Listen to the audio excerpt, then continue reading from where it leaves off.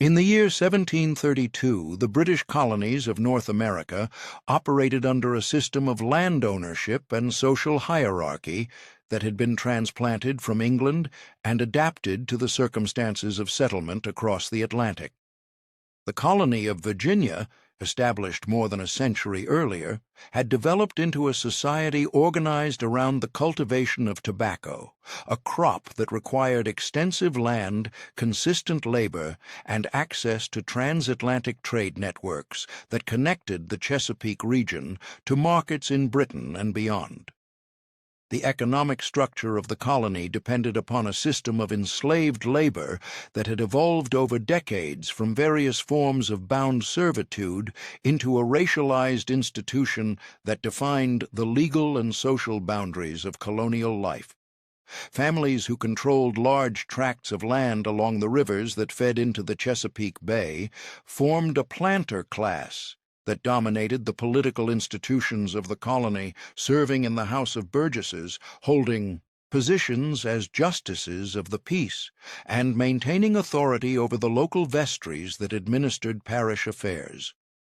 The political framework within which these Virginia families operated was defined by their position as subjects of the British Crown, governed by royal charter, and administered through a system that placed ultimate authority in London while delegating significant local control to colonial assemblies and appointed governors. The relationship between the colonies and the mother country had been shaped by more than a century of development, during which periods of benign neglect alternated with moments of imperial assertion, creating a pattern of governance that allowed colonial elites substantial autonomy in managing their affairs while maintaining their subordinate position within the broader British Empire.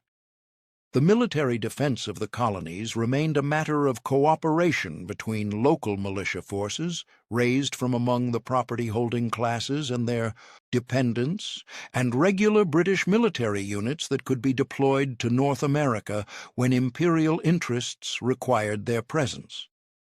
The religious landscape of Virginia reflected the establishment of the Church of England as the official institution of spiritual authority, with parish churches serving not only as centers of worship but as administrative units that collected taxes, maintained records of births and deaths, and provided poor relief to those deemed worthy of assistance. The intellectual climate of the early 18th century among the colonial elite drew upon Enlightenment ideas about natural philosophy, political order, and human improvement,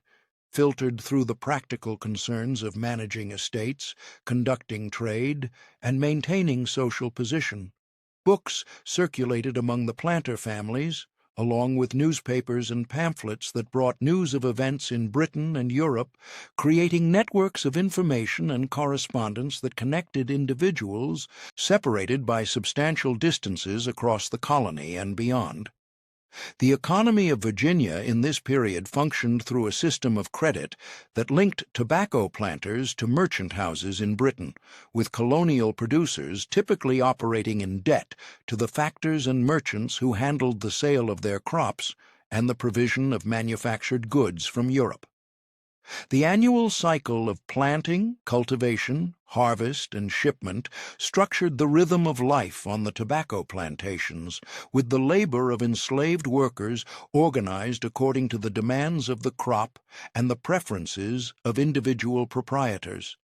The accumulation of land and enslaved people served as the primary markers of wealth and status, and families sought to preserve and expand their holdings through careful attention to marriage alliances, inheritance practices, and opportunities for acquiring additional property through purchase, grant, or survey.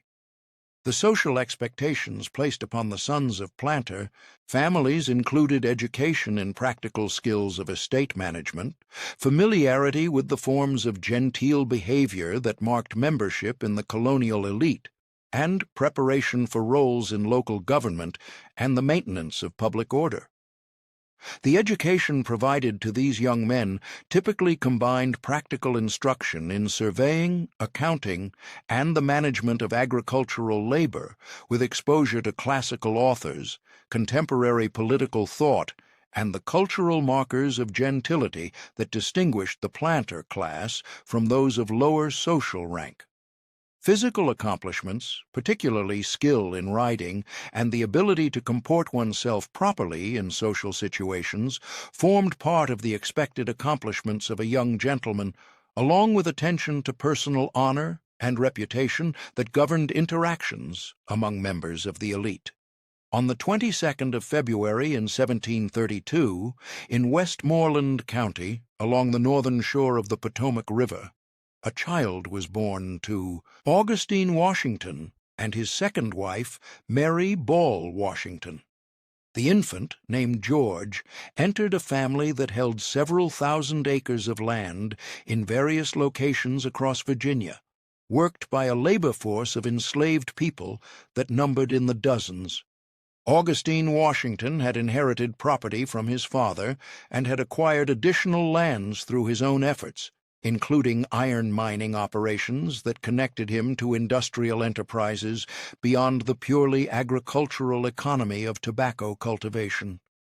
The household into which George Washington was born included half-brothers from his father's first marriage, as well as siblings from his father's marriage to Mary Ball, creating a family structure that would later influence the distribution of property and the opportunities available to different members of the Washington line. The early years of George Washington's life were spent at various properties that his father owned, as the family moved between different estates, according to the demands of Augustine Washington's business interests and the practical requirements of managing scattered holdings.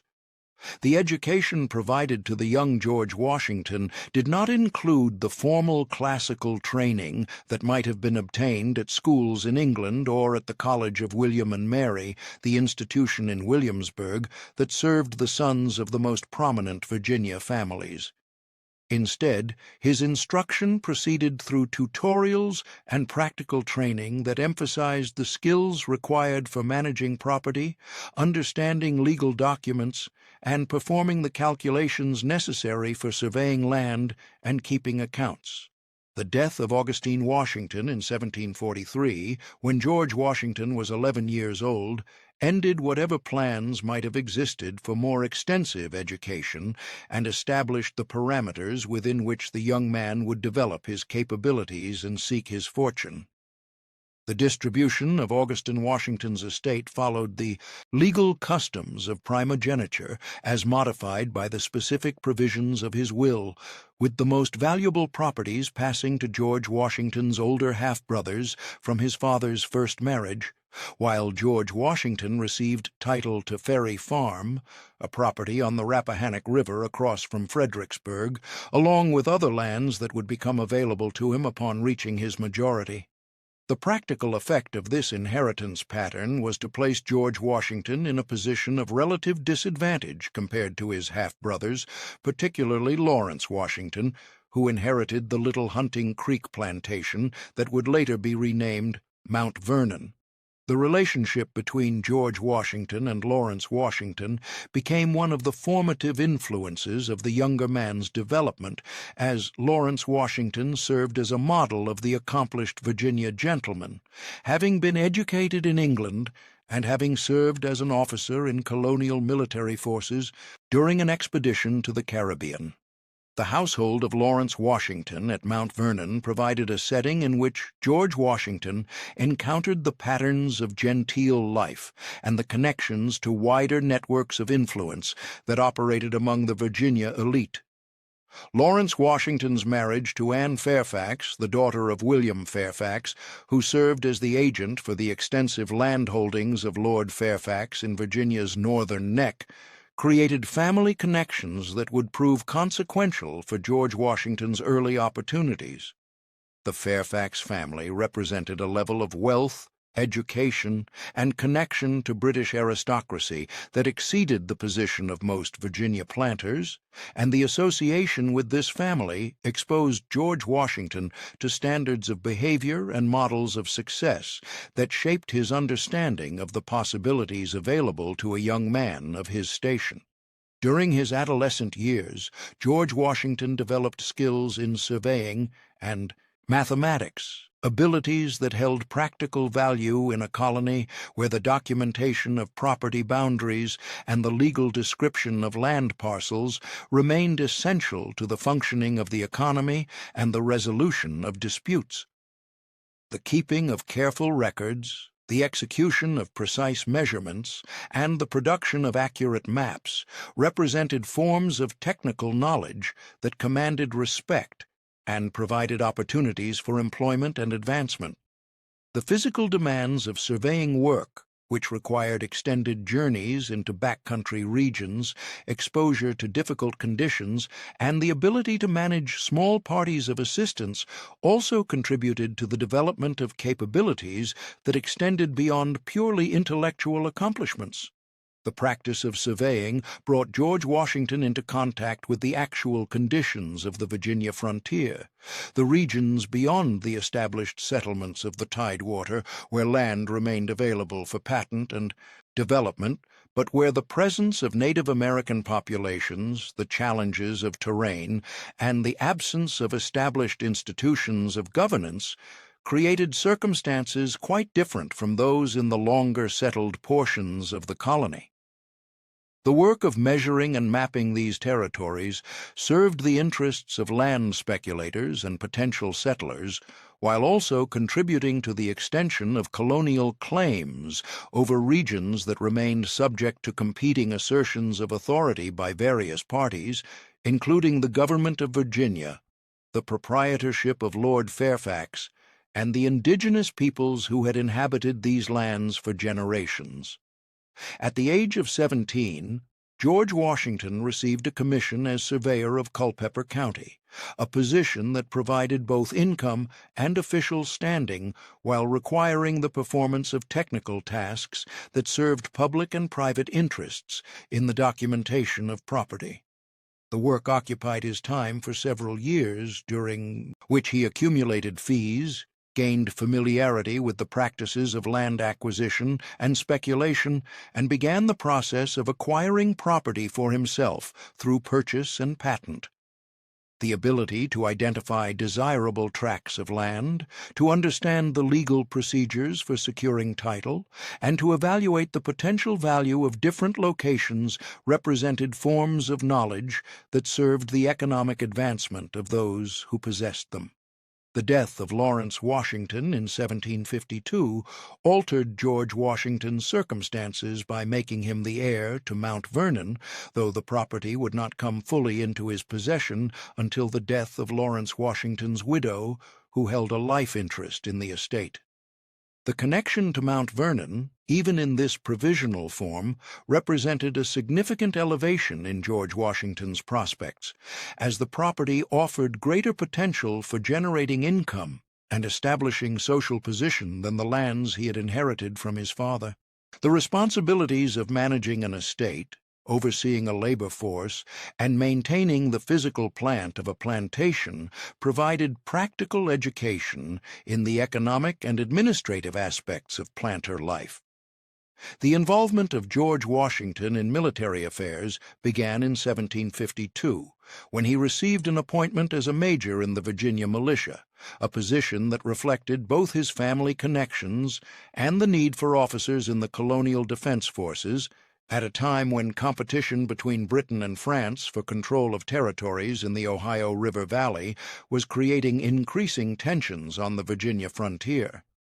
The militia system of colonial Virginia required property-holding men to serve in local companies and obligated the colonial government to maintain a structure of command that could mobilize these forces when circumstances required military action. The appointment of officers combined considerations of social rank, family connections, and perceived capability with positions distributed through the patronage of the governor and the influence of prominent families.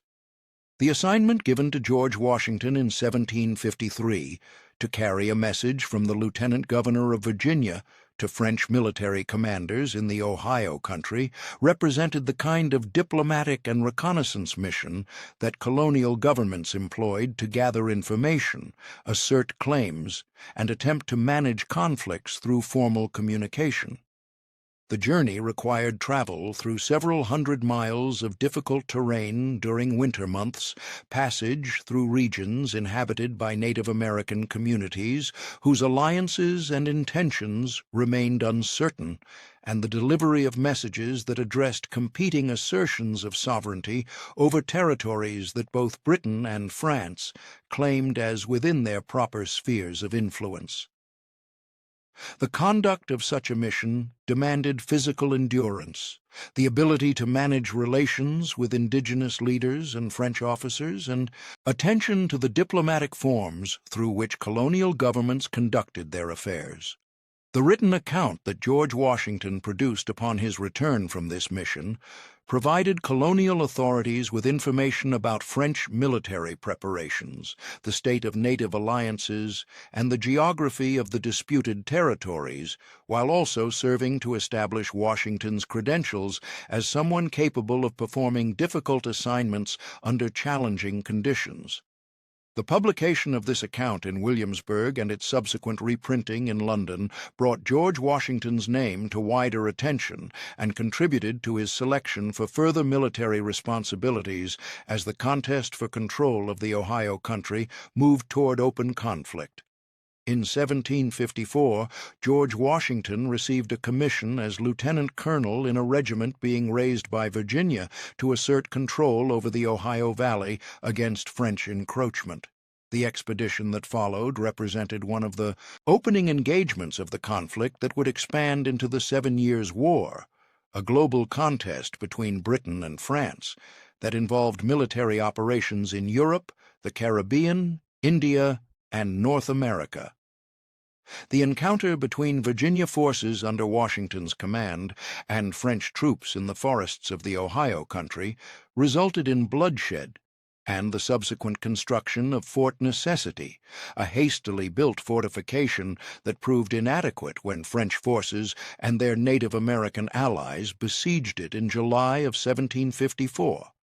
The capitulation that followed required the surrender of the fort and the withdrawal of Virginia forces, representing a military reverse that nonetheless provided Washington with direct experience of combat, command under pressure, and the practical difficulties of conducting military operations in wilderness conditions. The expansion of the conflict between Britain and France led to the dispatch of regular British Army forces to North America under the command of Major General Edward Braddock, who arrived in Virginia in 1755 to organize an expedition against French positions in the Ohio country. George Washington joined this expedition as a volunteer aide-de-camp to General Braddock, a position that placed him in proximity to the commanding officer and exposed him to the methods and procedures of regular British military forces. The march of Braddock's column toward Fort Duquesne proceeded through the same regions where Washington had previously traveled, but with a much larger force that included British regular troops, colonial militia, and an extensive train of supplies and equipment that moved slowly through terrain that offered numerous opportunities for ambush. The battle that occurred on the 9th of July in 1755, as Braddock's forces approached Fort Duquesne, resulted in the destruction of the British column by French and Native American forces who used tactics of dispersed fighting that proved devastatingly effective against troops trained for European-style linear combat. The death of General Braddock and the disintegration of his army left the Virginia frontier exposed to attack and demonstrated the limitations of applying European military methods to the conditions of North American warfare. George Washington's conduct during the battle and the subsequent retreat earned him recognition for personal courage and for his efforts to rally the surviving forces, though the defeat represented a catastrophic failure of the British military effort in the region. In the aftermath of Braddock's defeat, George Washington received appointment as colonel of the Virginia Regiment, a force raised by the colonial government to defend the frontier against attacks by French and Native American raiding parties. The responsibilities of this position included recruiting and training men, establishing a chain of command, securing supplies and equipment, coordinating with local militia units, and attempting to provide defense for a frontier that stretched across hundreds of miles of sparsely settled territory. The difficulties of maintaining discipline among troops who often lacked training and who served under conditions of hardship and danger, the challenges of securing adequate funding and supplies from a colonial assembly reluctant to bear the costs of sustained military operations, and the political complexities of managing relationships with both civilian authorities and regular British officers occupied much of Washington's attention during the years from 1755 to 1758. The daily work of commanding the Virginia Regiment required attention to matters of supply, discipline, training, and deployment that consumed hours in correspondence, inspection, and consultation with subordinate officers. The writing of letters to the governor and members of the colonial assembly to request support, to explain difficulties, and to argue for resources represented a constant demand on Washington's time and required careful attention to political sensitivities and the proper forms of address. The maintenance of orderly books that recorded general orders, courts-martial proceedings, and administrative decisions created a documentary record of military operations that served both immediate functional purposes and the longer-term need to account for actions and expenditures. The inspection of troops, fortifications, and supplies required regular travel along the frontier and periodic returns to Williamsburg to report to civilian authorities and to press for resources. The recruitment of soldiers proceeded through offers of bounties, promises of land grants after service, and appeals to duty and defense of homes and families, though the competition for manpower with agricultural labor, needs, and the reluctance of many to endure military service created persistent shortages. The training of recruits involved drill in basic military movements, instruction in the use of firearms, practice in forming lines and executing maneuvers, and efforts to instill habits of obedience to orders and respect for military hierarchy.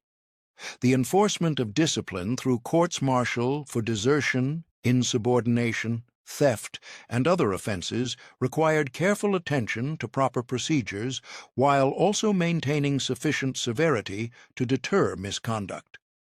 The administration of punishments including flogging, confinement, and in the most serious cases, execution by firing squad or hanging represented aspects of military command that required judgment about when mercy might serve better than strict enforcement of regulations.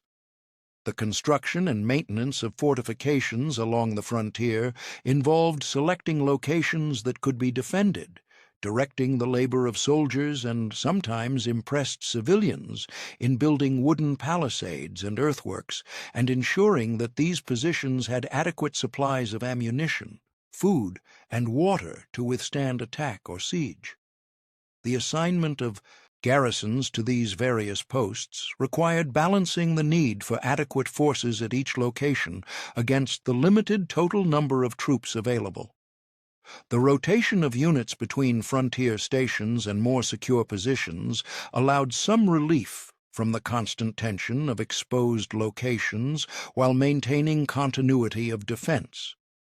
The management of relations with civilian populations along the frontier involved addressing complaints about military requisitions of supplies, arbitrating disputes between soldiers and settlers, and attempting to maintain public confidence in the ability of military forces to provide protection.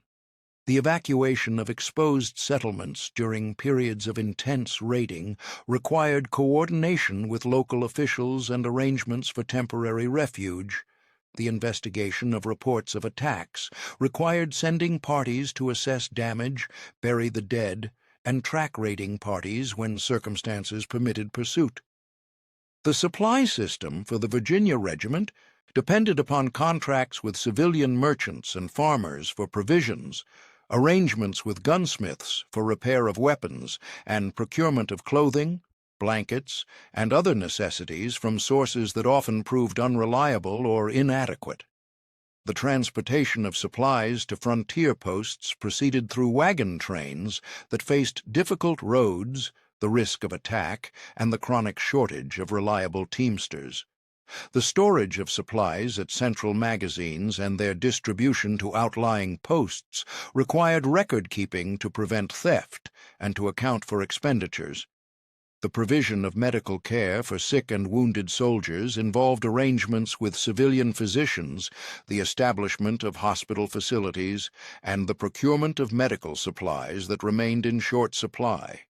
The conduct of operations against French and Native American forces included patrols to gather intelligence, ambushes of enemy raiding parties, attacks on enemy positions when opportunities presented themselves, and defensive actions when frontier posts came under attack. The planning of expeditions required assessment of intelligence about enemy locations and strength, selection of routes that offered some prospect of surprise while minimizing exposure to ambush, and calculation of how much time forces could remain in the field given their supplies and the condition of the men. The execution of these operations under forest conditions, quite different from European warfare, required adaptation of tactics and acceptance of casualties from methods of fighting that gave substantial advantages to those familiar with wilderness combat.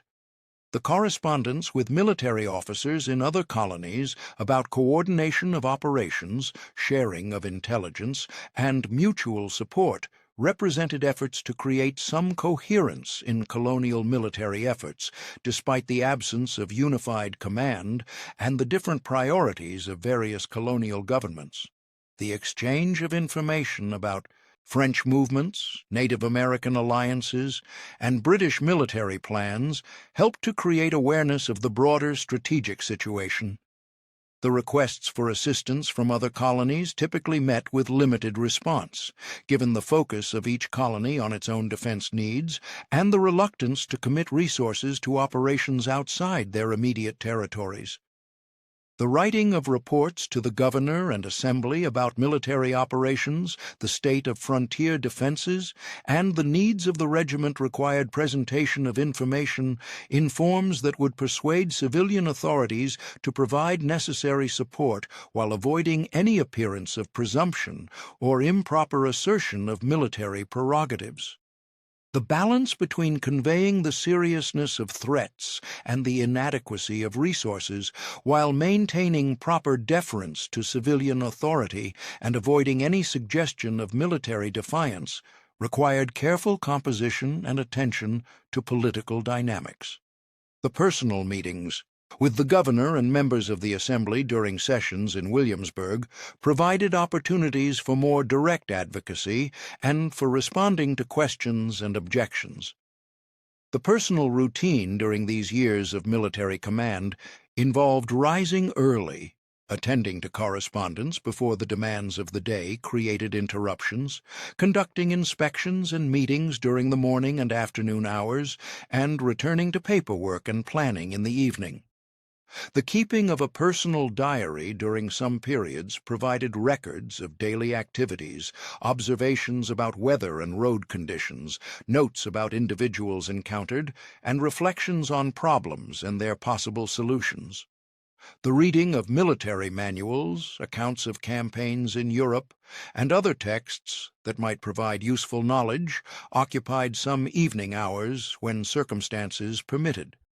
The wear of military uniform and the maintenance of proper military bearing represented both practical necessities of command and symbolic expressions of authority that helped to establish the distinction between officers and enlisted men and that reinforced hierarchical relationships. The attention to proper forms of address, the insistence on salutes and other marks of respect, and the maintenance of distance between ranks served to create and sustain military order. The cultivation of relationships with subordinate officers through both formal military interactions and more informal social occasions helped to build loyalty and cohesion within the officer corps. The capture of Fort Duquesne by British and colonial forces in 1758, following a campaign conducted under the command of Brigadier General John Forbes, brought the immediate crisis on the Virginia frontier to a close and provided an opportunity for George Washington to conclude his military service and turn his attention to other concerns. The resignation of his commission at the end of 1758 marked the end of a period of intense military activity and the beginning of a transition to a different pattern of life centered on the management of estates, participation in colonial politics, and the establishment of a household through marriage. The marriage of George Washington to Martha Dandridge Custis in January of 1759 represented an alliance that brought together two Virginia estates and created a household with responsibilities that extended to the management of properties, the oversight of enslaved laborers, and the guardianship of Martha Washington's two children from her previous marriage to Daniel Parke Custis. The Custis estate, one of the larger fortunes in Virginia, included thousands of acres of land and hundreds of enslaved people, along with ongoing legal and financial affairs that required careful attention and management. The integration of these holdings with Washington's own properties at Mount Vernon and elsewhere created an economic enterprise of substantial scale that demanded systematic attention to agricultural production, financial accounting, and the coordination of activities across multiple locations. The election of George Washington to the House of Burgesses in 1758, representing Frederick County, initiated a period of participation in colonial legislative affairs that would continue until the political crisis between Britain and the colonies reached its culmination in the 1770s. The House of Burgesses functioned as the representative assembly of Virginia, addressing questions of taxation, expenditure, regulation of trade, and the administration of local affairs within the framework of royal government. The work of the assembly proceeded through committee meetings, floor debates, and the drafting of legislation that required attendance in Williamsburg during the sessions, which typically occurred in the spring and fall of each year. The relationships formed among members of the Burgesses, the negotiation of interests among different regions and factions within the colony, and the management of relations with the royal governor constituted the practical substance of legislative activity. The supervision of the enslaved workforce required daily decisions about work assignments across the various farms that composed Mount Vernon, with different groups engaged in field work, craft production, domestic service, and maintenance of buildings and equipment. The organization of labor proceeded according to the task system in some areas and the gang system in others, with overseers responsible for directing work and reporting on progress. The provision of food through a combination of centralized rations and allowances for individual garden plots, the distribution of clothing at regular intervals, and the maintenance of quarters for enslaved families represented ongoing administrative responsibilities. The management of discipline involved responses to resistance, theft, escape attempts, and conflicts within the enslaved community through a system that combined threats of punishment with occasional rewards and privileges for cooperation. The agricultural year at Mount Vernon proceeded through cycles of plowing, planting, cultivation, and harvest that varied by crop and by the specific requirements of different fields. The growing of wheat required preparation of seed beds in the fall, sowing in October or November, overwintering of the crop, spring growth, and harvest in June or July, using cradles and scythes, followed by threshing to separate grain from chaff. The cultivation of corn involved spring planting in hills, periodic hoeing to control weeds and loosen soil, and fall harvest of ears that were then stored in cribs or shelled for various uses. The maintenance of meadows for hay production required spring mowing, drying, and storage in barns to provide winter fodder for livestock. The rotation of crops across different fields according to planned sequences that alternated grain production with periods of fallow or pasture represented an effort to maintain soil fertility and to prevent the exhaustion that resulted from continuous cultivation of the same crop. The application of manure from livestock yards to fields preparing for planting provided additional nutrients, though the limited number of animals and the labor required to collect and spread manure constrained the extent of this practice. The experiments with different crop varieties, different planting densities, and different cultivation methods proceeded through trials in selected fields with careful observation of results compared to standard practices. The operation of a mill for grinding wheat into flour added a commercial dimension to Mount Vernon's operations by processing not only the estate's own grain, but also wheat brought by neighboring farmers who paid milling fees for the service. The maintenance of the mill machinery, the management of water flow to power the mill wheel, and the quality control of flour production required technical knowledge and regular attention. The sale of flour to merchants in Alexandria and Georgetown provided a source of income that supplemented revenue from direct agricultural sales. The fishing operations in the Potomac River during the spring, spawning runs of shad and herring, involved deploying seines from the shore to catch large quantities of fish that were then salted and packed in barrels for storage and sale. The labor of hauling the heavy nets, sorting and processing the catch, and preparing barrels for storage occupied substantial numbers of workers during the fishing season. The sale of salted fish to plantations in the Caribbean provided another revenue stream, though the returns depended on successful catches and favorable market conditions. The distillery operation that Washington established produced whiskey from rye and corn, converting grain into a product with higher value and easier transport than bulk grain. The management of the distilling process, the maintenance of equipment, and the sale of whiskey to local merchants required additional supervision and created another dimension of the commercial operations at Mount Vernon. The revenues from distillery sales supplemented other income sources and demonstrated Washington's willingness to diversify into different forms of production. The breeding of horses, including both draft animals for farm work and saddle horses for riding, involved attention to bloodlines, training of young animals, and maintenance of adequate pasture and stable facilities. The purchase of breeding stock from breeders known for producing quality animals required significant capital expenditure, but could enhance the overall quality of the estate's horses. The training of horses for specific purposes proceeded through graduated exposure to equipment and demands, with particular attention to developing the smooth gaits and responsive behavior desired in riding horses.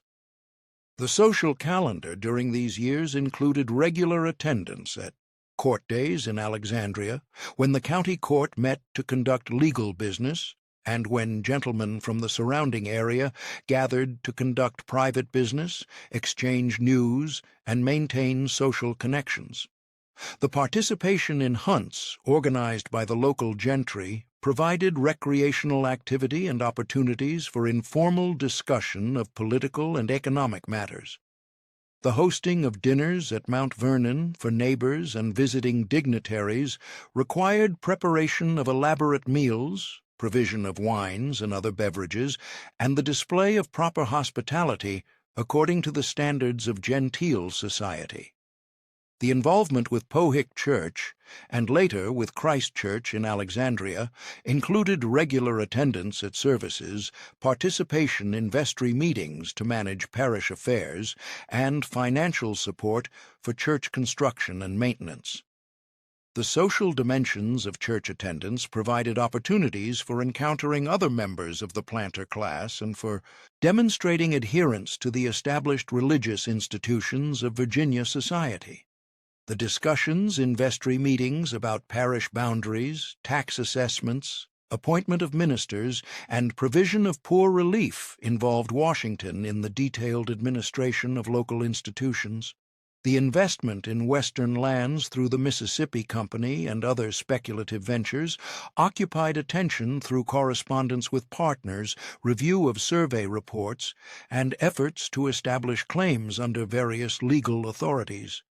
The journeys to inspect Western properties personally, though infrequent, provided direct knowledge of land quality and settlement prospects.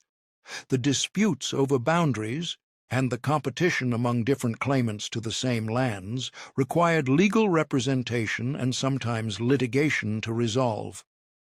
The relationship with the House of Burgesses during the 1760s and early 1770s involved regular attendance at sessions in Williamsburg, service on various committees that considered legislation, and participation in debates about colonial rights and grievances against British policies. The discussions of taxation, representation, and the limits of parliamentary authority reflected growing tensions between colonial assemblies and imperial authorities.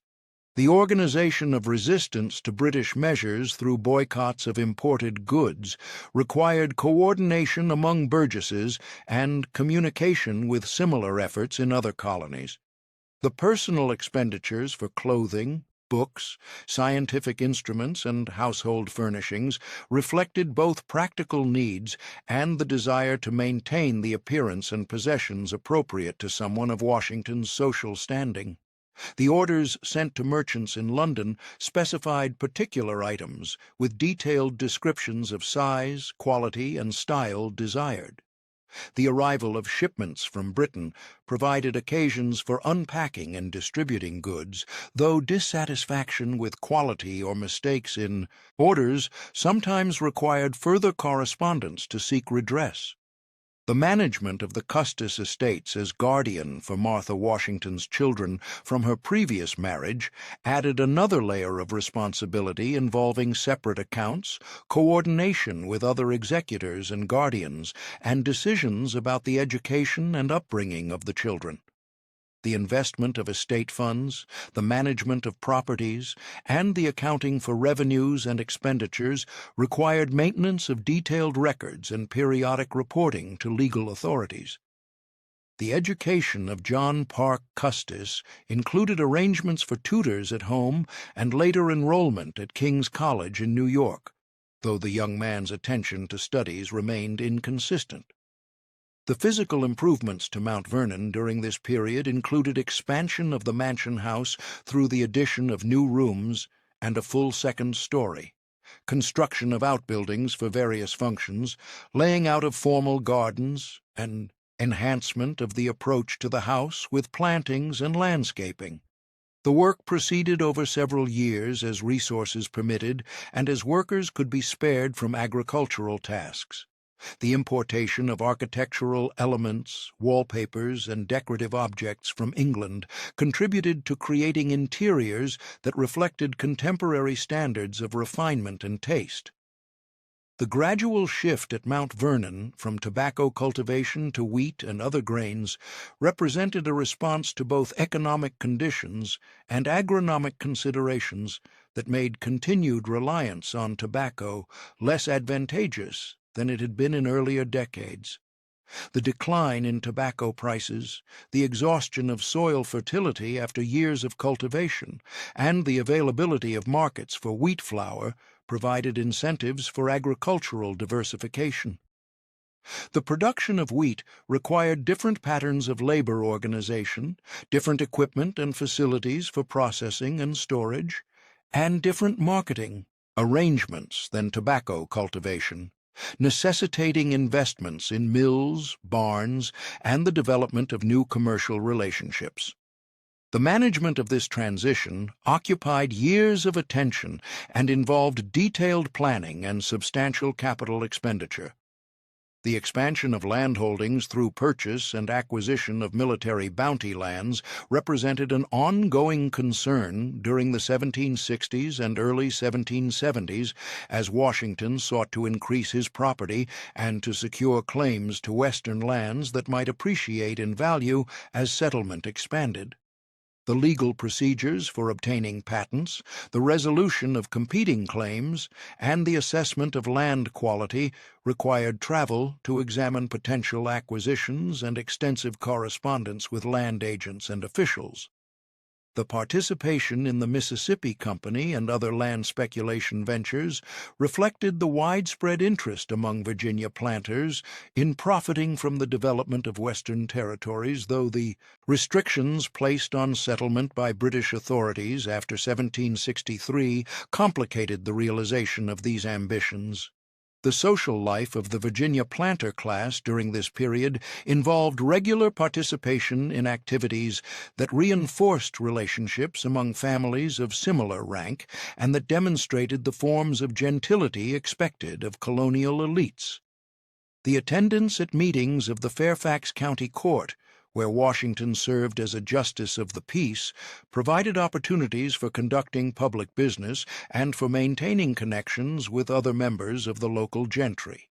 The hunting of foxes with organized packs of hounds, following forms imported from English country life, occupied time during the seasons when agricultural work slowed and served as both recreation and social ritual. The hosting of dinners and entertainments at Mount Vernon and the acceptance of invitations to similar events at neighboring estates maintained networks of sociability and obligation that formed part of the fabric of planter society. The involvement in the affairs of Truro Parish, where Washington served as a vestryman, added another layer of responsibility in the administration of local institutions that combined religious and civil functions. The vestry managed the construction and maintenance of church buildings, collected parish taxes, appointed ministers, and administered poor relief according to the laws of Virginia and the customs of the Church of England. The meetings of the vestry, the resolution of disputes over parish boundaries and tax assessments, and the oversight of parish property represented routine obligations of gentlemen who held positions of local authority. The commercial relationship with Robert Carey and Company, the London merchant house that handled the sale of Mount Vernon's tobacco, and the procurement of goods from Britain, generated extensive correspondence over many years as Washington attempted to manage the chronic problem of debt that affected most Virginia planters. The disparity between the prices received for tobacco in the London market and the cost of manufactured goods purchased on credit created a structural imbalance that left many planters in positions of persistent indebtedness to their British factors. The efforts to improve the terms of trade, to secure better prices for crops, and to reduce expenditure on imported luxuries represented ongoing struggles that consumed considerable attention and created a source of frustration with the imperial commercial system. The political tensions that developed between the colonies and Britain during the 1760s created circumstances that drew George Washington into increasing involvement with questions of imperial policy and colonial rights. The imposition of new taxes by Parliament, including the Stamp Act of 1765 and the Townshend duties of 1767, generated opposition throughout the colonies based on arguments about the constitutional limits of parliamentary authority over internal colonial affairs. The non-importation agreements organized by colonial merchants and planters as a form of economic pressure on British policy required coordination among different colonies and represented a move toward collective action in defense of perceived colonial interests. The participation of Virginia in these resistance efforts involved the House of Burgesses in debates about the proper response to British measures and in the organization of committees to enforce agreements not to import British goods. The First Virginia Convention, an extra-legal assembly of representatives from Virginia counties that met in Williamsburg in August of 1774, selected delegates to the Continental Congress that would convene in Philadelphia in September of the same year. George Washington's selection as one of Virginia's delegates reflected his standing in the colony, his military experience, and his identification with positions that opposed British policies while stopping short of advocacy for immediate independence. The attendance at the First Continental Congress required travel to Philadelphia and participation in deliberations among representatives from different colonies who sought to coordinate responses to British actions, while maintaining some hope that the disputes could be resolved through negotiation and imperial reform. The Continental Congress adopted various measures, including a Continental Association that organized a comprehensive boycott of British goods and the drafting of petitions to the King and Parliament asserting colonial grievances. The work of the Congress proceeded through committee meetings and plenary sessions that required delegates to balance the interests and perspectives of their own colonies with the need for unified action across provincial boundaries. The return to Virginia after the conclusion of the First Congress left George Washington with increased visibility as a colonial leader and with continuing responsibilities as the political crisis deepened during the winter and spring of 1775. The acceptance of this appointment required George Washington to leave Mount Vernon and to undertake responsibilities of indefinite duration for commanding military forces whose size, composition, equipment, and support remained uncertain. The journey to Cambridge, Massachusetts, where the Continental forces were besieging British troops in Boston, began a period of military service that would continue for more than 8 years under conditions of persistent difficulty and intermittent crisis.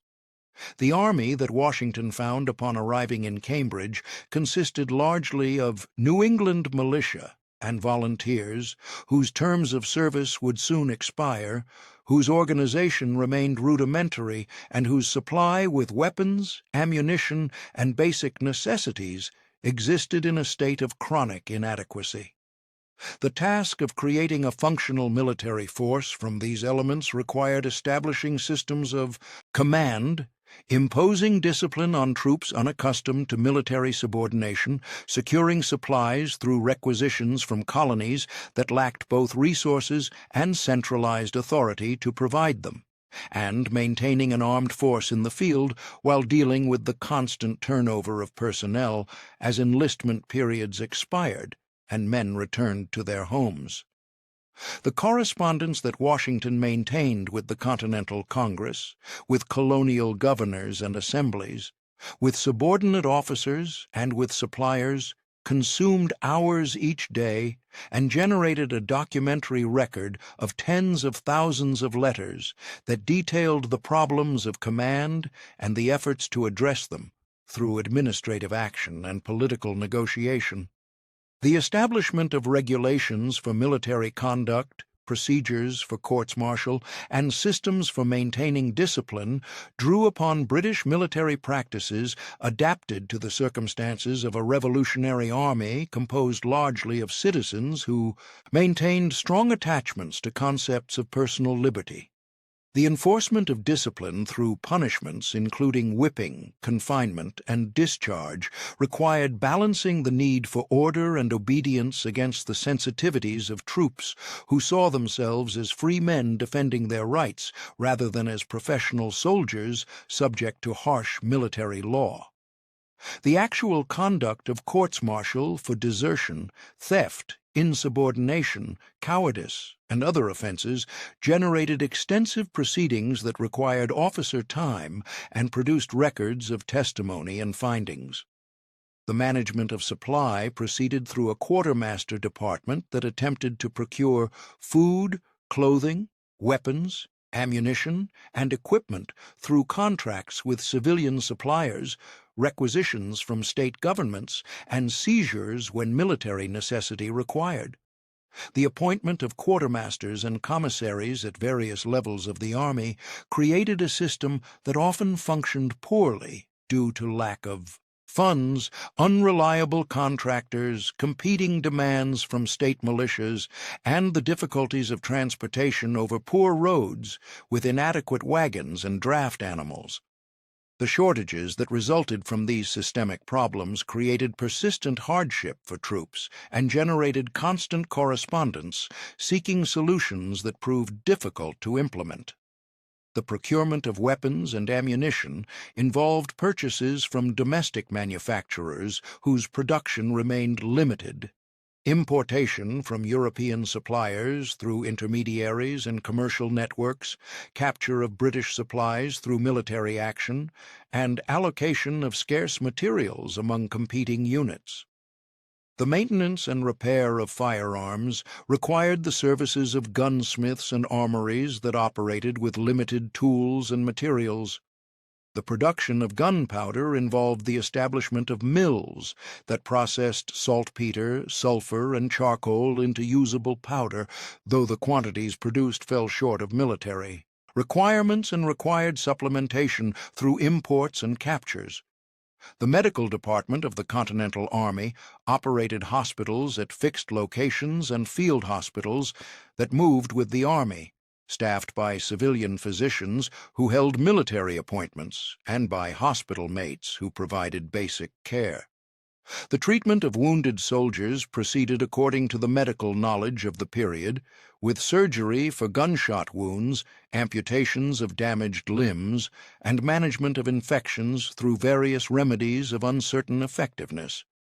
The spread of diseases including typhus, dysentery, and smallpox through army camps created casualties that often exceeded those from combat and required the establishment of quarantine facilities and the implementation of preventive measures, including inoculation programs that involved calculated risks. The engineering work required for siege operations, construction of fortifications, and improvement of camps and supply routes involved the services of engineer officers, many of them foreign volunteers with training in European military engineering practices. The design and construction of earthworks, the placement of artillery batteries, and the planning of approaches to enemy positions required technical knowledge that remained scarce in the Continental Army. The actual labor of digging trenches, building redoubts, and moving earth proceeded through work details of soldiers who often resented assignment to such fatiguing duty. The artillery service operated as a specialized branch, requiring technical knowledge of gunnery, maintenance of cannon and equipment, and management of ammunition and powder. The training of artillery crews in the loading, aiming, and firing of different types of ordnance proceeded through drill and practice when ammunition could be spared. The movement of heavy guns over poor roads required substantial numbers of horses or oxen and sturdy wagons, creating logistical challenges for any operation. That involved artillery support. The cavalry forces of the Continental Army remained limited in number and often operated independently or in small detachments rather than as formed units under centralized command. The provision of horses, fodder, and equipment for mounted troops created demands that competed with artillery and transport needs for limited resources. The use of cavalry for reconnaissance, screening of army movements, and pursuit of defeated enemy forces provided capabilities that infantry alone could not accomplish, though the expense and difficulty of maintaining cavalry limited their availability. The administrative work of maintaining rosters of troops, recording enlistments and discharges, processing pay accounts, and managing the flow of information through the Army required clerks and staff officers who performed these functions with varying degrees of competence and honesty. The problems of fraud, embezzlement, and simple incompetence in administrative systems created losses and complications that required investigation and sometimes prosecution. The maintenance of records that documented strength returns, casualties, supplies issued and received, and financial transactions created archives that served both immediate operational needs and future accountability. The diplomatic aspects of managing relations with France after the alliance involved coordination with French military and naval commanders, negotiation of combined operations, and management of competing priorities and different military cultures. The actual implementation of joint operations required extensive planning and communication to synchronize movements and to ensure mutual understanding of objectives and methods. The presence of French troops on American soil created both opportunities for military cooperation and potential sources of friction that required careful attention. The Southern campaigns from 1780 onward involved operations at great distances from the main army. In the North, with forces under commanders who operated with substantial independence, but who required support and guidance from the commander-in-chief. The communication of strategy and objectives to subordinate commanders in distant theaters,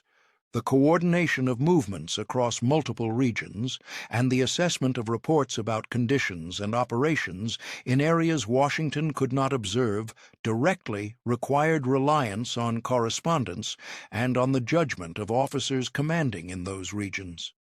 The management of prisoner exchanges with British forces involved negotiations through intermediaries, resolution of disputes about which individuals qualified for exchange, and administration of parole systems that allowed prisoners to be released under promises not to take up arms again until formally exchanged. The care of American prisoners in British custody and British prisoners in American hands created humanitarian and financial obligations that strained limited resources and required oversight to prevent abuses. The political aspects of military command required Washington to maintain productive relationships with the Continental Congress, with state governments that controlled resources the Army needed, and with civilian populations whose support remained essential to the war effort. The writing of reports to Congress about military operations, the requests for supplies and reinforcements, and the responses to congressional inquiries and directives consumed substantial time and required careful attention to political sensitivities. The personal meetings with congressional delegates, state officials, and influential civilians provided opportunities for more direct communication and for building support for military needs. The Declaration of Independence, adopted by the Continental Congress in July of 1776, formalized the break with Britain and established that the conflict would be fought as a war for independence rather than as an effort to secure redress of grievances within the imperial system.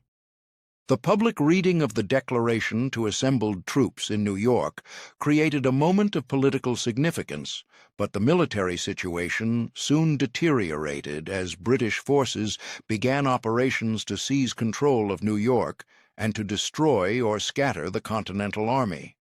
The Battle of Long Island in August of 1776 resulted in a defeat for American forces that required evacuation from Brooklyn to Manhattan under circumstances that might have led to the destruction of a substantial portion of the army had British commanders pressed their advantage more aggressively. The success at Trenton, followed by another engagement at Princeton in early January of 1777, provided temporary relief from the immediate crisis and allowed the Continental Army to establish winter quarters in the hills of northern New Jersey. The campaign of 1777 brought new threats as British forces under General John Burgoyne advanced south from Canada through the lake, Champlain corridor toward the Hudson River, while General Howe moved his main army by sea to the Chesapeake Bay with the objective of capturing Philadelphia. The division of British forces created opportunities for American resistance. though it also required the Continental Army to operate in separate theaters with forces that remained inadequate for the tasks they faced. The defense of Philadelphia proved impossible when British forces advanced from the Chesapeake in September of 1777, resulting in engagements at Brandywine and Germantown that ended in American defeats and the occupation of Philadelphia by British forces. The Continental Congress relocated to York, Pennsylvania, and the Continental Army withdrew to Valley Forge for winter quarters in circumstances of severe hardship. The encampment at Valley Forge during the winter of 1777 to 1778 subjected the army to conditions of inadequate shelter, insufficient food, lack of clothing and blankets, and exposure to disease that reduced its effective strength and created suffering that tested the commitment of those who remained with the colors. The efforts to secure supplies from a countryside that had already been heavily requisitioned, to maintain discipline and order among troops who endured great hardship, and to prepare for the resumption of operations in the spring required sustained attention to administrative details and constant correspondence with civil authorities whose ability to provide support remained limited.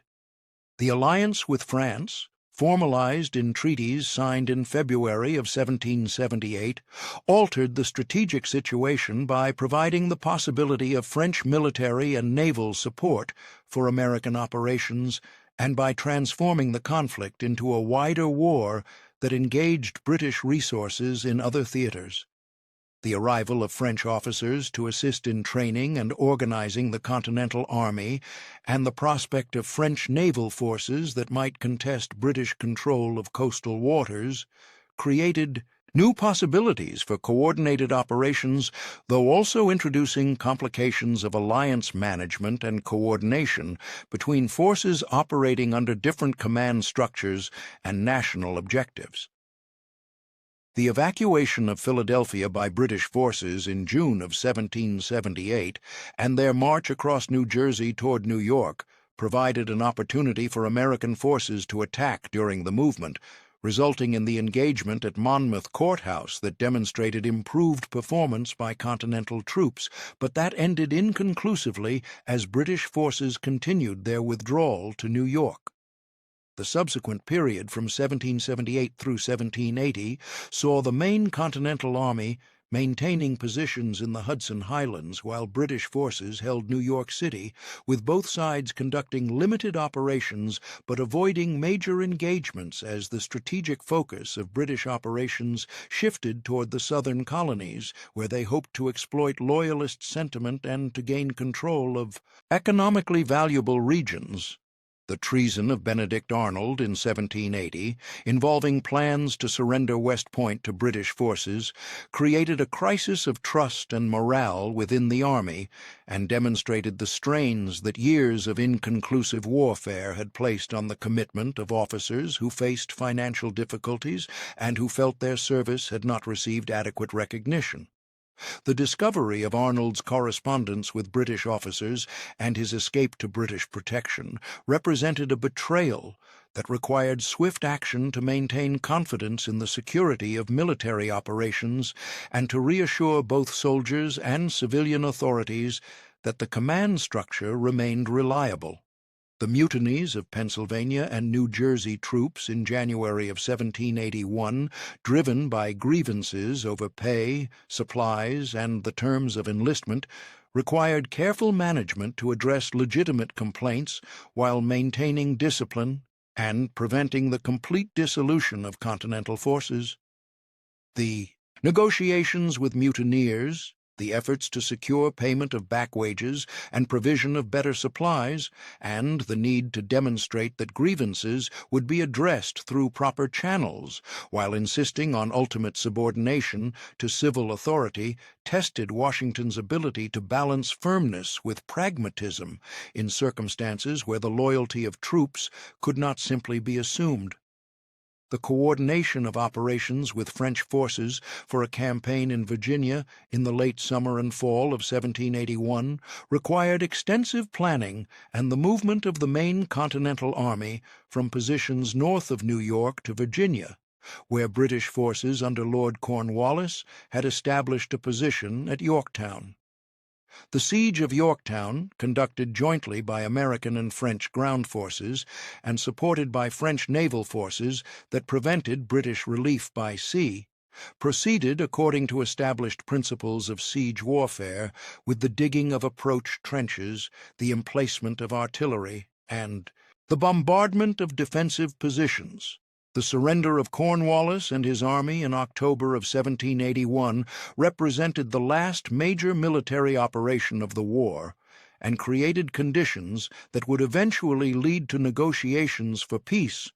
though the formal conclusion of hostilities and the final withdrawal of British forces would require additional years. The period from 1781 to 1783 required the maintenance of the Continental Army in positions around New York, while peace negotiations proceeded in Paris, and while the question of what political structure would succeed, British rule remained subject to debate and uncertainty. The troops who remained in service during this period continued to face difficulties with pay and supply, and the long delay in achieving a final peace settlement created conditions of frustration and uncertainty about when demobilization would occur and what provision would be made for those who had served. The Newburgh addresses of 1783, which circulated among officers, and which suggested the possibility of using the army to pressure Congress for better treatment, required Washington's personal intervention to prevent a crisis that might have led to military defiance of civil authority. The meeting with officers at Newburgh in March of 1783, where Washington addressed their grievances and appealed to their sense of duty and to their commitment to Republican principles, represented a critical moment in establishing the precedent of military subordination to civilian government. The Treaty of Paris, signed in September of 1783, formally ended the war and recognized American independence, creating the conditions for the disbanding of the Continental Army and for Washington's resignation of his commission. The farewell to his officers at Fraunces Tavern in New York in December of 1783, followed by his journey to Annapolis, where Congress was then meeting, led to the formal ceremony of resignation in which Washington returned his commission to the civilian authorities who had granted it, fulfilling what he described as his duty and completing his military service. The return to Mount Vernon in time for Christmas of 1783 marked the beginning of a period during which Washington attempted to resume the life of a Virginia planter and to attend to estates that had suffered from years of neglect during his absence on military service. The condition of Mount Vernon after 8 years of war required extensive repairs to buildings, replacement of equipment and livestock, and reorganization of agricultural operations that had been maintained by overseers without the direct supervision that Washington had previously exercised. The enslaved workforce had changed through births, deaths, and the various disruptions of the war years, and the resumption of systematic management required attention to work assignments, provision of food and clothing, and the maintenance of discipline. The financial situation of the estate involved substantial debts, uncertain income from crops affected by years of reduced attention to soil improvement and crop rotation, and the need to re-establish commercial relationships for the sale of produce and the purchase of necessary supplies. The commercial development of the Potomac River as a navigation route to the Western Territories engaged Washington's attention during the mid-1780s as he participated in the Potomac Company, an enterprise designed to improve the river channel and to build canals around obstacles that prevented continuous navigation. The investment of both money and time in this project reflected Washington's long-standing interest in Western development and his belief that improved transportation would benefit both the regions involved and those who invested in the necessary infrastructure. The practical difficulties of coordinating work across multiple jurisdictions, securing adequate financing, and managing the engineering challenges of canal construction proceeded slowly and with numerous setbacks.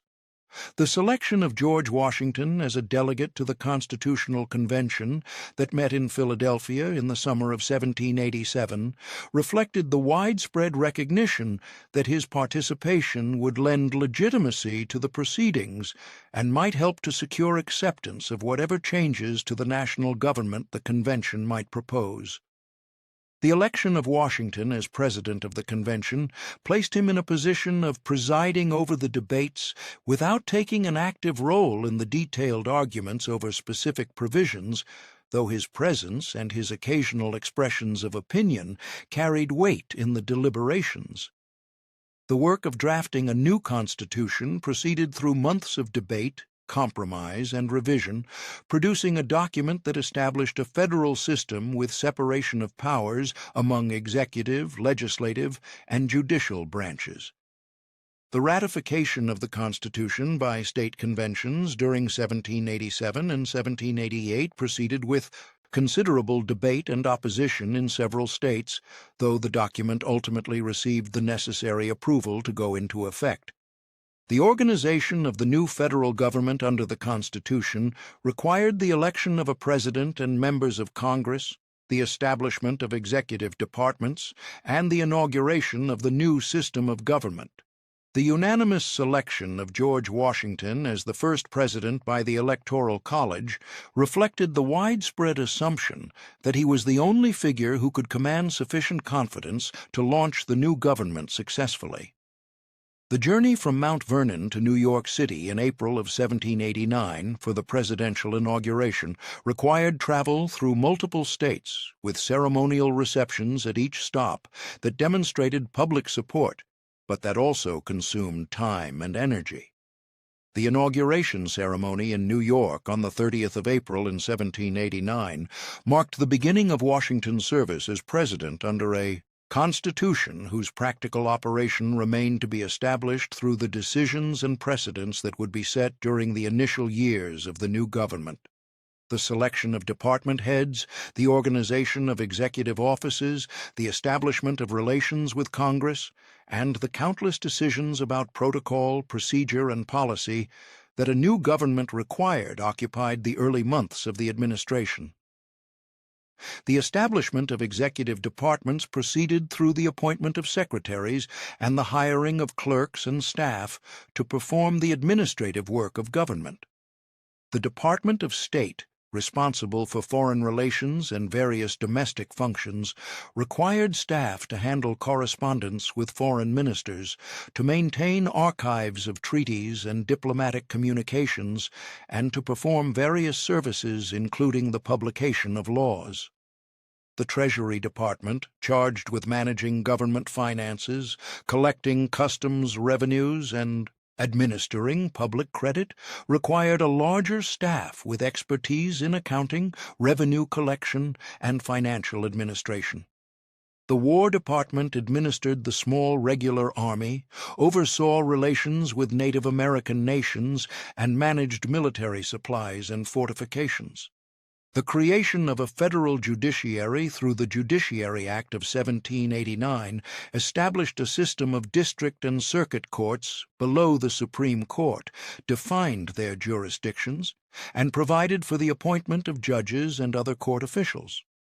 The nomination of justices for the Supreme Court represented one of the president's most consequential responsibilities, with appointments requiring Senate confirmation and creating long-term influences on the interpretation of constitutional and legal questions. The selection of John Jay as the first Chief Justice reflected Washington's desire to appoint individuals of recognized ability and character who would establish the credibility of the new judicial system. The weekly cabinet meetings brought together the heads of departments to advise the president on major policy questions and to coordinate the activities of their respective departments. The discussions covered topics ranging from foreign relations to domestic administration to Indian affairs, with each secretary bringing the perspective and concerns of his department. The recording of decisions and assignments that emerged from these meetings created a record of executive deliberations and ensured follow-through on agreed actions. The conduct of foreign relations required the appointment of ministers to major European powers, the reception of foreign diplomats in the United States, and the management of complex diplomatic situations involving competing interests and potential conflicts. The maintenance of neutrality in European wars while preserving American commercial interests required careful navigation of pressures from both Britain and France. The negotiation of treaties with Native American nations involved diplomatic missions to various tribes, councils at which terms were discussed, and agreements about boundaries and trade relations that often proved difficult to enforce. The tours through different regions of the country undertaken during recesses of Congress allowed Washington to observe conditions directly, to meet with local officials and citizens, and to demonstrate the federal government's presence throughout the states. The journeys to New England in 1789, to Rhode Island after its ratification of the Constitution, and to the southern states in 1791 involved weeks of travel with ceremonial receptions at each stop. The observations recorded during these journeys provided information about economic conditions, political sentiments, and local concerns that informed policy discussions. The establishment of administrative procedures for the executive branch involved decisions about how departments would be organized, how information would flow between offices, how decisions would be documented, and how accountability would be maintained. The creation of systems for handling correspondence, maintaining files, preparing reports, and tracking pending matters required attention to bureaucratic details that would shape how government functioned. The balance between presidential supervision and departmental autonomy in day-to-day administration evolved through practice and precedent. The management of federal finances involved collection of customs duties at ports, administration of excise taxes on certain goods, expenditure of funds for government operations and debt service, and reporting to Congress on the state of public finances. The disputes over assumption of state debts and creation of a national bank involved fundamental questions about federal power and economic policy that divided both the cabinet and the broader political community. The actual implementation of Hamilton's financial program required the establishment of customs houses, appointment of collectors and inspectors, and enforcement mechanisms to prevent smuggling and ensure compliance. The military policy of the administration addressed questions of the size and organization of the peacetime army, the construction and maintenance of fortifications, the conduct of operations against Native American resistance in the Northwest Territory, and the creation of a system for calling forth militia when needed. The difficulties encountered by military expeditions under Generals Harmar and St. Clair demonstrated the challenges of conducting operations against Native American confederacies and led to reorganization of military forces and the appointment of Anthony Wayne to command a campaign that eventually succeeded in achieving military objectives. The response to domestic unrest, including the Whiskey Rebellion in western Pennsylvania, required decisions about when federal authority should be asserted through military force and how to balance enforcement of law with political conciliation. The calling forth of militia from several states and the President's personal involvement in the initial stages of the military response demonstrated federal resolve, while the subsequent pardons of most participants reflected a policy of reconciliation once order had been restored. The development of political factions, despite Washington's hopes for unity above party, created divisions between Federalists who generally supported Hamilton's policies and Republicans who opposed them and who feared the growth of federal power. The increasing polarization affected cabinet harmony as Jefferson and Hamilton advanced opposing visions of the nation's future.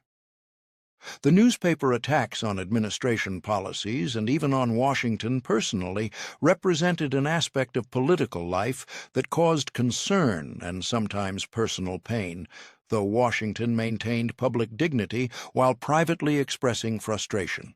The social aspects of the presidency included adherence to Republican forms while maintaining the dignity appropriate to the office of chief executive. The decisions about titles, forms of address, ceremonial practices, and the conduct of official functions required navigation between competing values of simplicity and grandeur.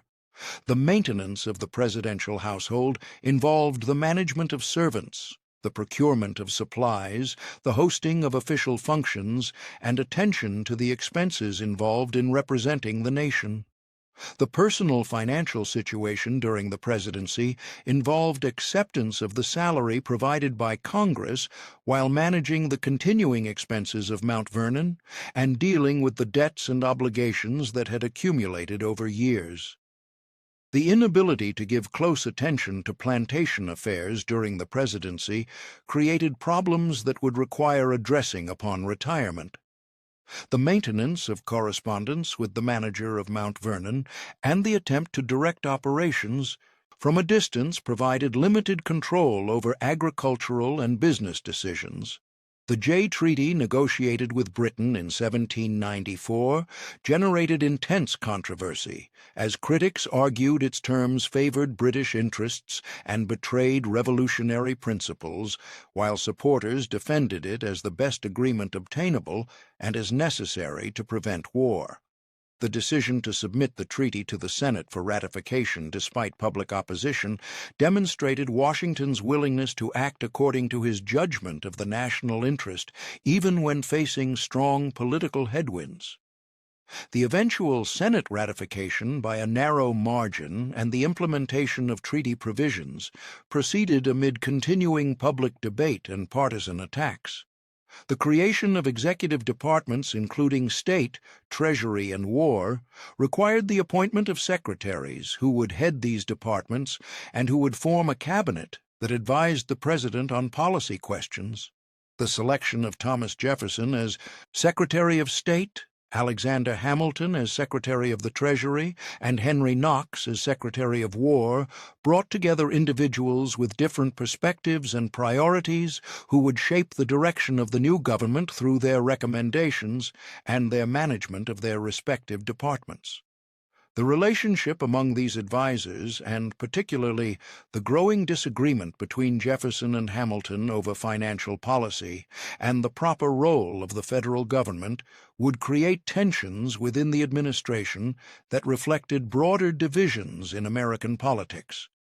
The financial system proposed by Secretary Hamilton included the assumption of state debts by the federal government, the establishment of a national bank, and the imposition of excise taxes to provide revenue for debt service and government operations.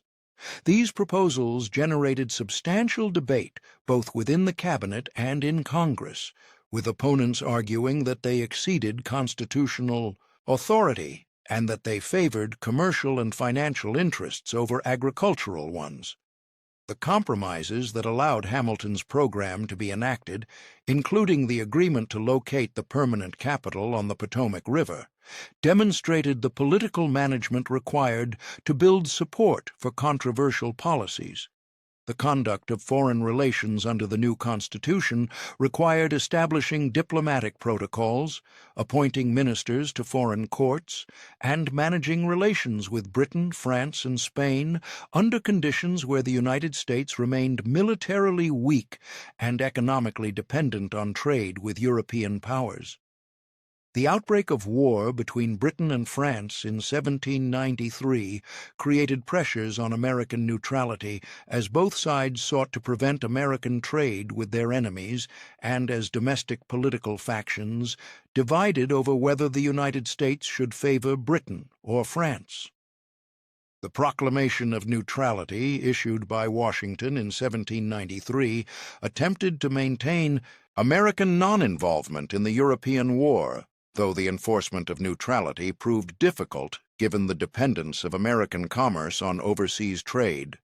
The retirement from the presidency at the end of his second term in 1797 represented Washington's decision to establish the precedent of voluntary relinquishment of executive power and to return to private life after 8 years of service in the highest office. The farewell address, published in newspapers in September of 1796, though never delivered as a speech, offered advice on maintaining national unity, avoiding permanent foreign alliances, and preserving the constitutional system that had been established. The return to Mount Vernon in March of 1797 allowed Washington to resume direct management of his estates during the final years of his life. The management of the 5 separate farms into which Mount Vernon was divided required coordination of activities across these units, each of which operated under an overseer who reported to Washington on progress and problems.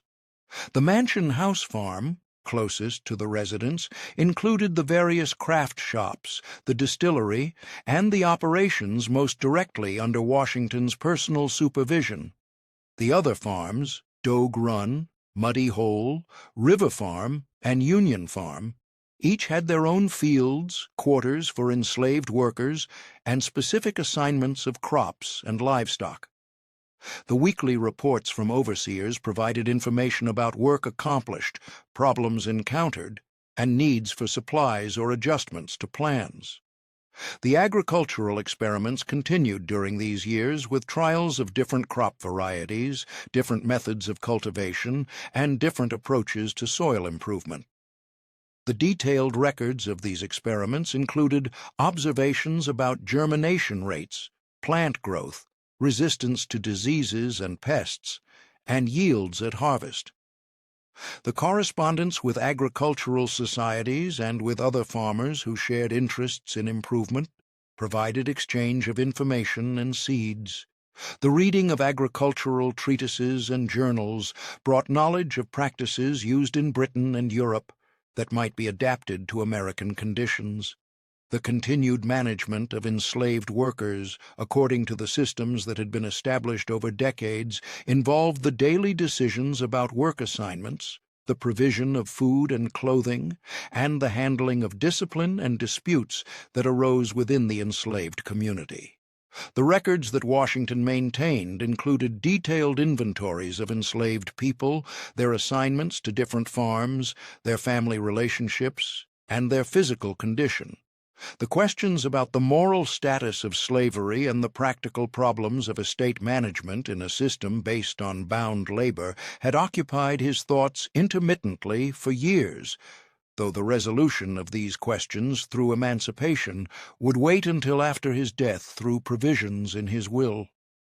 The visits from family, members, former military colleagues, and various individuals who sought to pay their respects created a pattern of hospitality that placed demands on the household and that interrupted the routines of agricultural management. The stream of visitors included political figures, foreign travelers, and ordinary citizens who wished to see Mount Vernon and to meet the former president and general. The maintenance of proper hospitality, according to the standards expected of a Virginia gentleman, required the provision of meals and accommodations, the display of courtesy and attention, and the tolerance of interruptions that were often inconvenient, though difficult to refuse.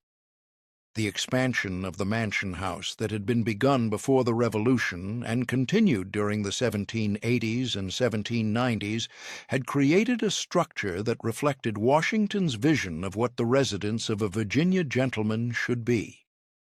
The large dining room added to accommodate formal entertaining, the piazza overlooking the Potomac River, and the various improvements to the interior decoration represented investments in creating a proper setting for both private life and public hospitality.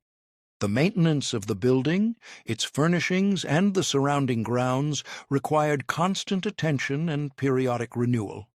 The landscape design around the mansion included formal gardens, groves of trees, walkways, and vistas carefully planned to create an aesthetic experience that reflected contemporary ideas about landscape improvement and natural beauty. The planting of trees in specific patterns, the creation of serpentine walks, and the attention to how different elements would appear from various vantage points demonstrated engagement with landscape design principles. The maintenance of these designed landscapes required regular work to keep paths clear, plants trimmed, and the overall appearance consistent with the intended effect. The correspondence that Washington maintained during these final years addressed matters of estate management, family affairs, political questions of national importance, and requests for assistance or advice from various individuals. The letters to political figures included observations on current affairs, concerns about foreign relations, and warnings about the dangers of political faction and geographic division. The writing of these letters consumed hours and required careful attention to expression and tone, as Washington remained aware that his statements carried weight and might be made public. The concern about the increasing partisanship in national politics and the tendency toward sectional divisions between northern and southern states or between eastern and western regions occupied his thoughts and found expression in private correspondence and in the farewell address. The warnings against the dangers of permanent foreign alliances and the corrosive effects of party spirit represented his understanding of threats to national unity and Republican government. The actual impact of these warnings on subsequent political developments remained uncertain as the party divisions he deplored became more rather than less pronounced in the years following his retirement. The management of his will, which Washington revised during the summer and fall of 1799, addressed the distribution of his property, including provisions for the eventual emancipation of the enslaved people he owned directly, and for the support of those too old or too young to support themselves after receiving their freedom. The complexity of the property relationships involving enslaved people who belonged to the Custis estate and who could not legally be freed under the terms of that estate's settlement limited Washington's ability to provide for the emancipation of all the enslaved people at Mount Vernon. The careful specification of bequests to various relatives and the provisions for the education of children in his extended family reflected attention to family obligations and to the transmission of property across generations. The detailed provisions of the will regarding specific properties, the distribution of personal possessions, and the arrangements for supporting freed enslaved people demonstrated Washington's attention to the practical details of managing an estate and providing for those who had been dependent upon him. The appointment of executors and the instructions for carrying out various provisions created a framework for the orderly settlement of his affairs after death. The inclusion of explanations for certain decisions and expressions of hopes for the future indicated awareness that the will would be read as a statement of principles as well as a legal document. On the 14th of December in 1799, after a day spent riding around the estate in cold and wet weather, Washington developed symptoms of illness that rapidly worsened into a severe throat infection that made breathing difficult. The medical treatment, provided by physicians called to attend him, followed the standard practices of the period, including bloodletting, which was performed repeatedly in substantial quantities. The condition continued to deteriorate throughout the day of the 14th, despite these interventions, and Washington died late in the evening with his wife and several household members present. The announcement of Washington's death spread rapidly through official channels and newspaper reports, generating expressions of mourning and commemoration throughout the United States and in foreign countries. The funeral at Mount Vernon on the 18th of December in 1799 followed forms appropriate to the burial of a distinguished figure, with military honors and the attendance of local dignitaries and family members. The interment in the family vault at Mount Vernon placed Washington's remains in the location he had specified, though proposals for moving his body to the new capital city that bore his name would be debated for years before being finally abandoned. The settlement of Washington's estate proceeded through the execution of his will under the administration of executors who addressed the complex questions of property division, debt settlement, and the implementation of provisions for emancipation. The enslaved people who received their freedom under the terms of the will faced the practical challenges of establishing themselves as free persons in a society structured around racial slavery and limited economic opportunities for free people of color. The provisions for education and support specified in the will were implemented according to its terms, though the actual experience of those who benefited from these provisions varied considerably depending on individual circumstances. The interpretation of Washington's career and character evolved over subsequent decades as different generations and different political movements sought to claim his legacy or to define his significance according to their own purposes.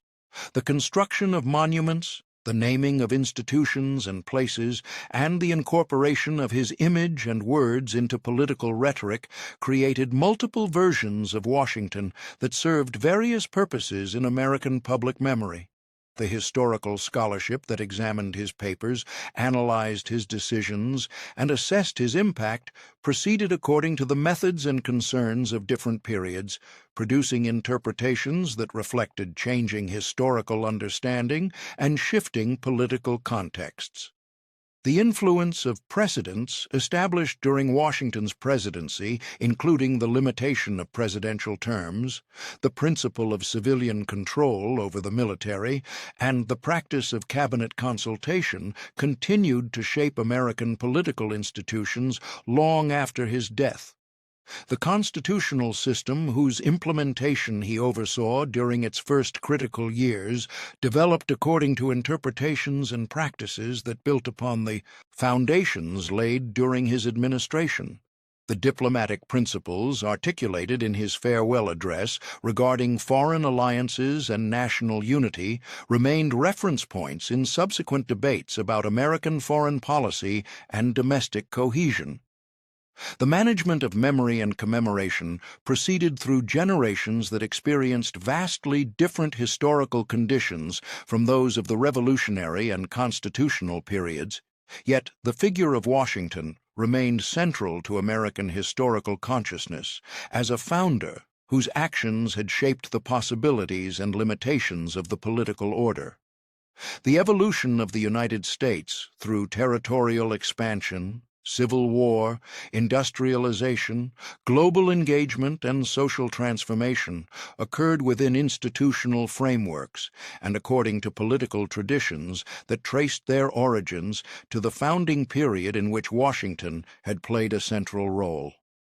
The distance between the society of 18th century Virginia and the circumstances of later periods grew steadily larger, yet the connection to the founding generation remained a persistent element of American political culture and historical understanding.